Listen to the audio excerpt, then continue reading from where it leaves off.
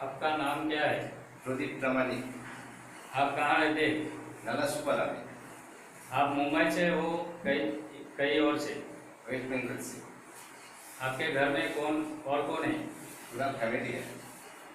आपको कितने साल का अनुभव है? 3 साल का। क्या क्या काम करना आता है? पेशेंट का काम करना आता है, पूरा पेशेंट। किस उम्र के बुजुर्ग को देखभाल किए? 84 बुजुर्ग को देखभाल की। क्या क्या करना आता है?